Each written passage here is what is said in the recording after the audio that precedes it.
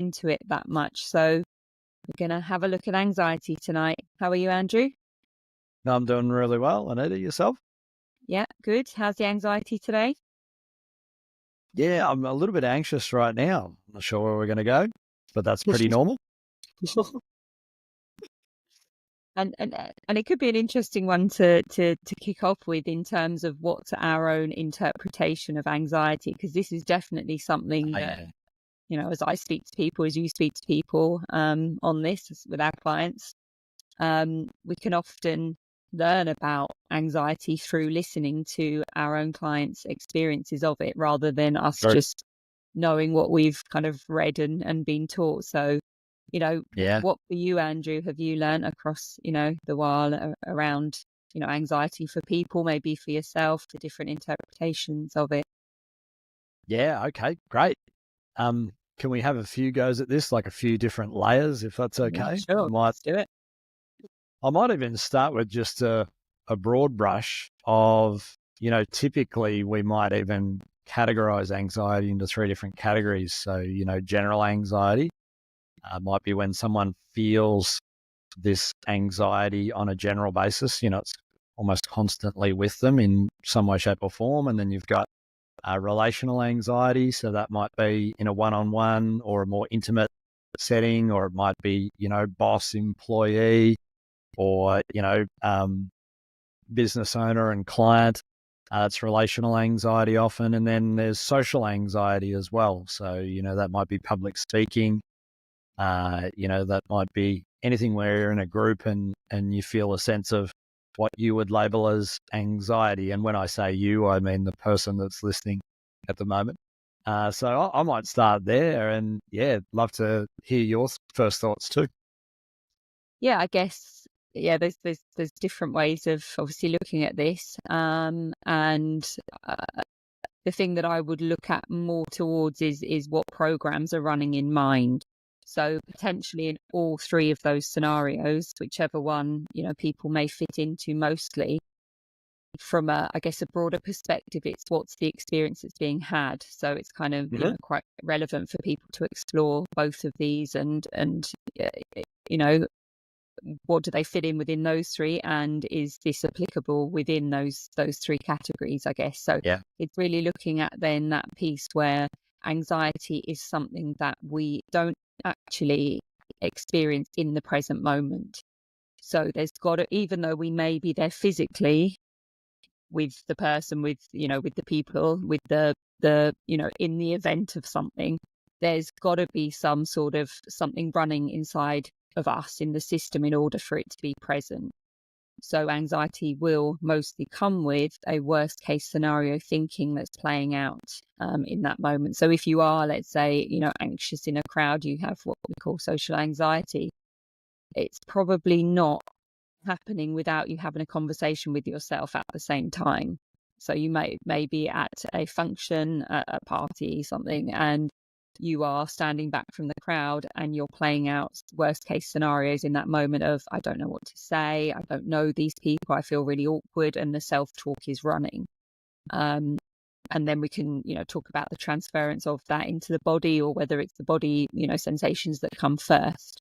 But it's really to see that when we talk about being in the present moment, it doesn't mean that we're in a room full of people. It's where we are within our internal. So that's self-talk, movie mind, monkey mind, whatever we may call that, running in mind, versus simply being there with no thoughts running and just maybe looking around the room with nothing, with nothing here to be making us anxious.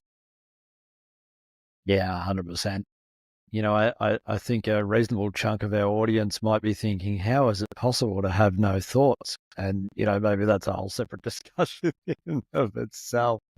But yeah, I love what you're sharing in terms of, in some way, we're moving into the future and we're carrying some negative possibilities in what might happen. Yeah. And I think that is, very normal for people to go, well, how is it possible to have no thoughts? And then to maybe break that down to, how is it possible to have no thoughts for seconds, for moments? if people can get that, maybe, are there moments in your day where, for example, you're taking a deep breath? When we're taking a deep breath, we're not going to be having thoughts running. So even if it's for a second or seconds, it's possible to have no thought, and it will be happening for all of us.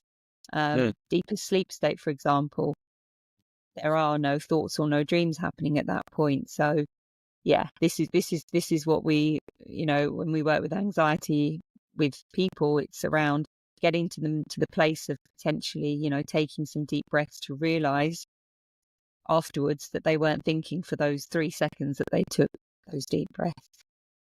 Yeah, for sure. Yeah, well, we should explore that a little more in another session, I think. But I love how you've started it off with the mind, and a lot of people will associate anxiety. I mean, it's a label, and so different people will assign different meanings to that label. And a lot of people have an experience of anxiety in the body.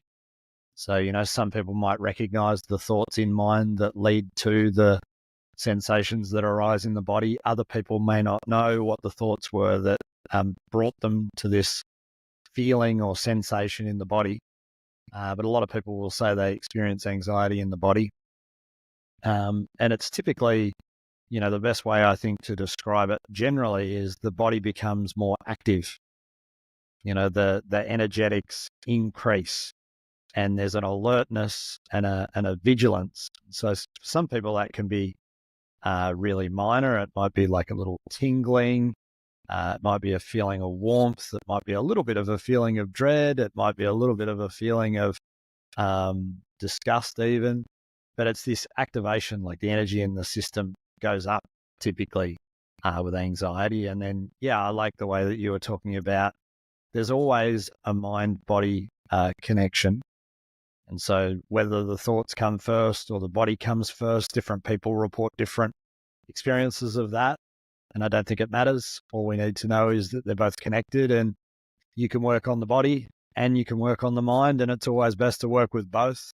For sure. So, yeah. And, for me, definitely over 10 years ago now, it was definitely an association that it was a body thing. And then when I then started to have coaching a few years later, there was a real breakdown and exploration around the process of how I did anxiety, how I was doing anxiety. And at that point, for me personally, there was this thing that because the body sensations for me were so overpowering, anxiety was the felt sense. And as I started to explore and break it down, it was starting to see that for me, it was a thought that came first that then triggered the rest of the body. And I'm going to say for me, it was the heart palpitations and the churning stomach that were the things that I paid attention to. As I learned more about this, I would start to see that the tingling was happening. Some people will talk more about tension in their body. So they might say, they feel some tension here. And then I would go, okay, I know that is an experience of people. So I would then sense into that and go, yeah, that's true for me too. So I think it's, some people will say there's a heaviness, there's something in their chest or maybe in their throat that they're feeling something there. And so I would go away and explore all of these things and go, okay, I can see a resonance with all of those. For me, it was just that the heart and the stomach were the ones that were the most, where I was paying most attention, but probably, the strongest. But when I started paying attention to then the mind was very strong. The self-talk was very strong. So it's really, with this stuff, it's such an exploration for people to do themselves. And with a coach is usually the best way. With someone is the best way of doing it, to be able to break it down. I certainly wouldn't have been able to pinpoint this myself had I not had, the coaching that I'd had. Yeah. So it's, as I like to say, become your own investigator of how you do it. And that's, the greatest starting point for any reversal of it. Yeah, amazing. I love how you've gone to the different aspects of the body and how it might show up. That's pretty cool. I just wonder, actually, I'm curious, and you did experience anxiety, as I understand, quite significantly, all those years ago. How would you describe your relationship with anxiety these days? I still do worst case thinking for sure. There's no there's no denying that for me personally, and as I look around as well, there's a lot of work, to be done in this lifetime around this stuff, and I'm certainly not perfect in any of this. So there is still worst case that plays out. Do I say I have anxiety like I used to? I certainly don't. Do I have sleepless nights like I used to? I certainly don't. But there's definitely something there's an addiction to the sensations in the body that definitely still play out, and that's whether I call it excite when I'm getting excited about something, or whether I'm worst case. So that flip between best case and worst case definitely still happens. And I think there, until there's a time where that's not wanted anymore, it's to me a lot of it comes down to the capacity to have less and less thoughts. So as the years have gone on, the thoughts have lessened, but the thoughts are still there. And for me, as long as the thinking is still there will be elements of sensations arising, thoughts arising, and sensations still arising in the body that will not be a balanced, calm state all of the time. So yeah, gotcha. Yeah, thanks for sharing. That's really cool. For me, I'm happy to share my experience of anxiety. I've never identified as an anxious person. But of course, I do anxiety every now and again. And as I've looked at it more closely, I would have had, and still do have, as a tendency when it comes up, more of a tendency towards anger. And that can be just in the form of irritability or frustration.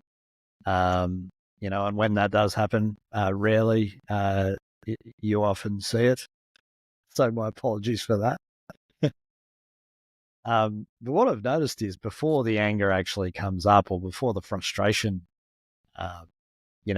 expresses itself through the body, there's always a slight tinge of anxiety that precedes it. It's almost like the body is getting ready, to either fight something, most often imaginary, or run away from something. And so the anxiety for me has never been like, I've never held on to anxiety, but I notice it a lot as a precursor to other emotions. And so, that's been my experience of it. And then if I go back quite a way, probably as a adolescent, I was, a bit shy around ladies.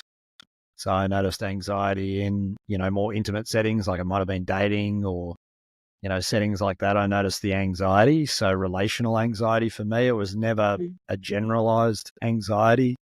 I kind of had this approach of just keep moving forward and plow ahead. Didn't stop and think too much about worst case consequences. There was no real fear of failure here. But there was a relational anxiety in certain circumstances. And every so often, a social anxiety.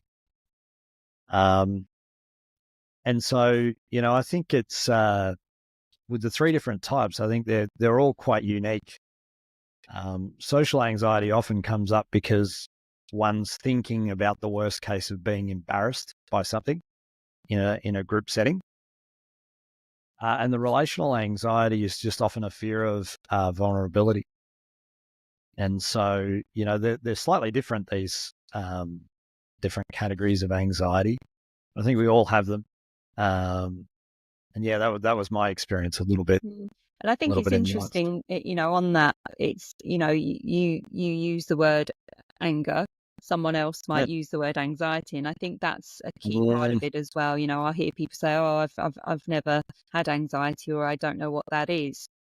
But quiz them enough and they've had something that may sound like anxiety to someone else. So I think, I often also hear people often judge, oh, they haven't really got anxiety. Real anxiety is this, or they don't know what anxiety is. And again, these are all subjective. So it's whatever label we put on it. I've met some quite masculine, clients in the past that have actually, when they've explored it and come down to it, anger was the word that's, kind of sat best with them to suit their masculinity. To be anxious, to admit any anxiety is to be weak.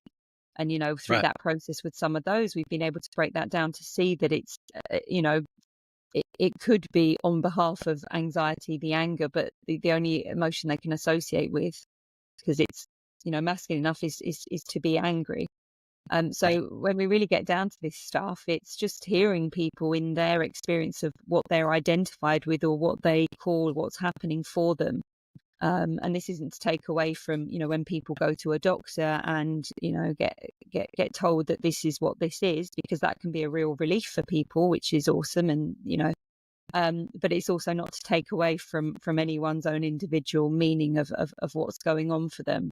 Right. And I think it's, one person goes to one doctor, they may go to another doctor, they go to one coach, they go to another coach, and we just hear perspectives.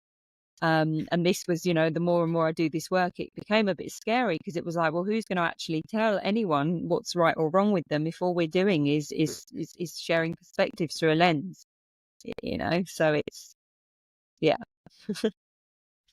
True. Well, and life is all perspectives, yeah.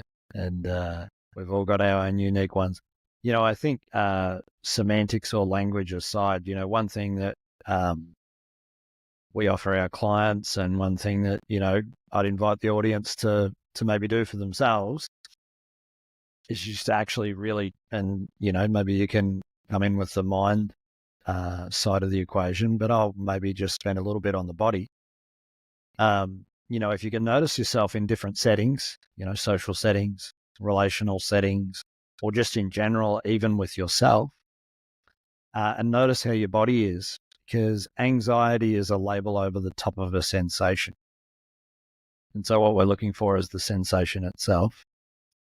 And so if you can get to the sensation itself, so, am I feeling warm or cold? Am I feeling heavy or light? Is it different in different parts of my body? Am I tingling or is it numb? Start to notice and pay attention to the sensations that are alive in your body, rather than perhaps labeling them as emotions. And most importantly, I think, start to figure out what's your response in a relational setting or a social setting. Does your nervous system and your sense of your body, does it become more active, or does it start to shut down? And I mean, there are two options in the list, but they're the two main ones. And you can get a sense for how your body is responding to what might be perceived as a threat that you might be anxious about. And it's a good way to tune into your body and really feel into your own experience of what may be anxiety. And you mentioned before something I think was really cool, what we call the shadow side, and we'll talk about that on another session. The shadow side of anxiety is excitement. And for now, just for the audience to have a think about how closely related an experience of anxiety and excitement might be. And like you said, it's not going to be the same for everyone, but for the most part, people who might describe themselves as being anxious is describing an excitement of the body, an activation of the body. It's not usually a shutdown of the body. So yeah, that's one of the things that I do with the body. Maybe you want to talk a little bit about what you do with the mind. And Well, I think before going into the mind, it's important to say that some people, as we spoke about before, would be more identified with mind, some more identified with body, some, both. So I think it's important to say here, if you are someone that struggles to, there's a real disconnect between body and mind, and you're sitting here and you're kind of going, well, I don't know how to connect in with my body. And this would just be something quick and simple in this moment, as, we're not with the person, but it's, can you take a moment to, take some deep breaths? Yeah, so to quieten the mind, allow yourself to get really still and take some deep breaths all the way down, into your belly. And what this does is it will help you to, it's a state interrupt, so it will help to stop the thoughts that you are potentially over-identified with, in order for you to be able to then start to have a sense of what may be going in, inside. And often what we hear for people is that once they've maybe taken a few breaths and are connected in with their body, they will start to go, oh, my I've got a sore neck, or I'm feeling really heavy. And and things start to now become like there's now a problem that suddenly something's come on, and it's like it doesn't mean that it's suddenly come on. It's that it was always there, or it might have been there for a little while. It's just that we're so distracted by the mind that we haven't paid attention to the fact that maybe, we could do with doing some neck exercises, or the heaviness. The body is heavy. I mean, look what we're carrying around all day. It is heavy. So it's not a bad thing to be experiencing that. It's actually showing you that you're now more in tune with the body. And then on the reverse side of that, if you are someone who's more body orientated, so you pay more attention into the body, you may be going, well, I don't, as you taught yourself, I don't know how to connect in with my mind. And there's that voice that you want to start paying attention to. And so in those moments as well, where you're feeling a lot, there's a lot going on, I hear people say, clients will often come in and say, I was anxious for the whole day, maybe, or I was anxious for, it took me a good hour to get out of this state. And, the question then is, well, how did you get out of it? And they won't necessarily know, but they've got a system already working that has helped them after an hour to get out of it. So this is where, if this sensation has been happening and it's been very, we've been very aware of it for that whole hour, for that whole day, and we're simply paying attention to what's happening in the body, what we're doing is we're missing what the mind is doing to feed into the body that's keeping that in place. Because in theory, as soon as a sensation arises in the body, it will pass as quickly as it's arisen if we don't apply any meaning to it, don't apply any labels to it, like you were saying just before. So it's about going, okay, if these sensations are happening in body, there has to be something happening in mind. So let me start to pay attention to the self-talk. Am I telling myself that I'm in pain at the moment? Am I telling myself that I'm really anxious at the moment? And it's as simple as that. Something's keeping it in place. And usually when it's been going on for a while, we may now be in a state of, what's happening in the body. Or there's a story running that's keeping it in place. I'm really worried about this meeting tomorrow. I'm really worried about this public. Oh, now my body's, going mad, and now I'm really worried. Now I can't breathe properly. I feel like I'm having a panic attack, and it kind of feels like it's your body, but we're missing, that self-talk running. So in those moments, again, as soon as you can catch that, again, bring it back to breath if you can. And if you're not comfortable bringing it to breath, that's something that you're not really comfortable with. I had a few clients like this where they feel like they're having a panic attack and they're scared to breathe deeply because there's, something that's freaking them out about their breath anyway. It might be that you might want to focus on something. You might want to pay attention to something, whether it's what you're seeing in front of you. Really focus in on something. I've got the window open here. I can see the sky outside. It's like I can see birds flying. So start to talk to yourself about what's actually in front of you. I can see a light bulb. I can see a cushion. I can see a car. And then what can I hear? I can hear a radio in the other room. I can hear voices. And what you're doing now is you're bringing yourself into presence. And even though you're still talking or running stuff in the mind, it's more of an experience of actually being here versus the worst case that's playing out about what might happen tomorrow, what I haven't done. And there's various options if the breath isn't the most comfortable way of getting into that. And if it's none of those, it's about finding your way. And for some people, it might be, people don't like this one, but it might be picking up your phone. Whether it's to talk to someone, whether it's to text someone, whether it's to voice note someone, whether it's to put on a really nice meditation on your phone. Whether if it helps you to scroll through Instagram before you start judging while you're doing it, then be with whatever helps you in that moment. And this is all about strategy building. So it's learning what helps you. And if you don't like that strategy, then you can change it. But now you can see that there's something to be changed rather than judging the fact that you may have used your phone or watched something to help calm you down. So yeah. Yeah, totally. In the meditation practices that I do, which we won't go into tonight, they have this saying that thoughts ride on the breath. And so what they're saying is if the breath is, natural, it's relaxed, it's slow, it's deep, you'll think less. And it's when we have this shallow breath that a lot of people have got, down to the start of the rib cage almost. and we're requiring to take more breaths to get the same amount of oxygen in, and the thoughts come up and it's just like, da, da, da, da, da. So yeah, I love what you're sharing. It's so important. I think a couple of things just related to anxiety too. We say in the coaching world that anxiety is your potential. Because we're in the future, that can either be scary or it can be an amazing opportunity, and it depends on how you frame it. So anxiety in a certain sense is your possibility. And, one of the things we were talking through with clients a few weeks ago, Anita, was the difference between fear and anxiety. And sometimes people get that a little confused. And so it might be helpful just to talk about that for a couple of minutes. And I'll just keep it really simple. Fear is a very primal response, and it's usually pretty rational. It's to keep us safe. It's to help our survival.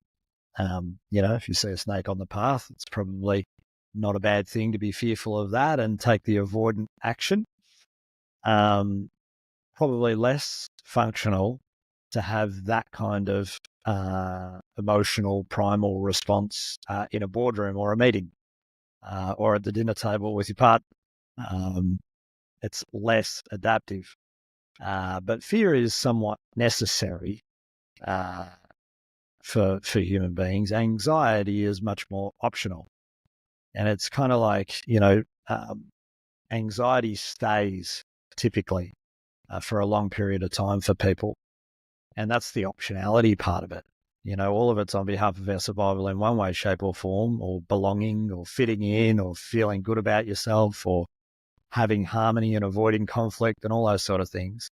But often for a lot of people, the anxiety can actually stay around too long and it becomes a little bit irrational. And for people that I've worked with that have had anxiety for a long time, and they come in and, we take a little bit of a check, and the things that they tend to be anxious about don't really ever turn out as bad as what they're predicting. So, it's a real hypervigilance to what might go wrong, and it's usually irrational. And so that's the main difference that we talk about in terms of fear and anxiety. Sure. Would you like to say anything on that piece, which I spoke about earlier? And it's, as we say, it's that fear, let's say. So you see a snake and there's an arising and then there's a movement from that. And then if there's no thinking about that afterwards, then in theory, the body will just regulate itself, just, be back into a healthy state. If we go away from that incident and we're still thinking about how the snake could have killed us and, what might happen now, and, that's going to make me scared of getting into bed at night. I don't ever want to go into the bush again just in case I see a snake. Yeah. Never going camping again. Yeah. Then that's what then creates the fear that turns into the longer term anxiety. Otherwise, you've got fear, you've got the warning, you move away, there's no issue. So it's paying attention to what meaning am I then making down the line that is then causing me to have anxiety, to do anxiety. Yeah, totally. Is there anything else we should talk about on fear and anxiety this evening? I think we're good. I think that, a key one is to maybe round it up is just in what I said there is around, the less we can identify with it, because if we have anxiety, then it's going to be a bit more difficult to work with. If we start to change that language around, whether I have it as a permanent thing or whether it's something that I do in moments, then that can be, the more helpful way to look at it. And then it's like, well, I do it, in order to prepare myself for something, to be able to plan for the worst case. To be able to keep myself safe in some way. And then we can, people can start to explore that part of it as well. It's not something that is there constantly. It's something that arises in moments. So just changing that language can be really helpful. So the difference there, as I said there, between the doing and having anxiety. So when we say I have anxiety, it can be a bit harder potentially to think that it's possible to change. So the more that we can see that we're not having anxiety 24/7, even though sometimes it can feel like it. It's more something that we do in certain parts of our day. I'm really paying attention to that, changing the language around that. And it can sound a bit weird because we're more identified with the have rather than the do. But even there, psychologically, we can start to, get a bit of distance between something that we do in certain situations and something that we have as a permanent. So really importantly, watching that, that label. And, for some people, they may think it's something that it is really hard and they may have it for the rest of their lives, and that's okay. So this is more for the people that, there is some maybe hope that there can be some change in their life. Through this sort of work. Yeah, for sure. I mean, I know that, every person's different. I do remember one particular client who has recorded a case study, and, in his first session, he thought he'd throw a curveball, and he had a networking event that evening, and he's experienced social anxiety quite a bit. And we talked through the strategy that he was taking to prepare for the networking event. We talked through the strategy, and we found the location of the sensations in the body, which was kind of for him in the upper chest.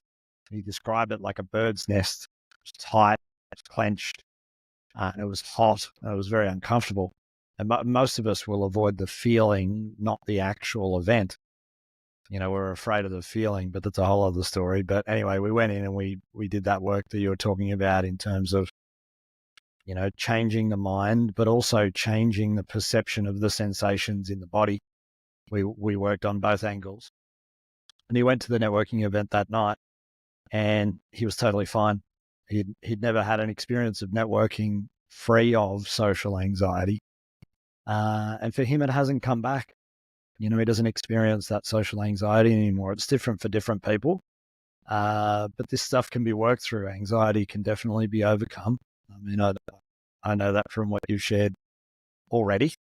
We're going to have remnants of it, but we don't want it to dominate our lives for the negative side of things. If we use it for positive, it can be amazing. So, anxiety is not a good or a bad thing, but it's how we relate with it, like everything else. So.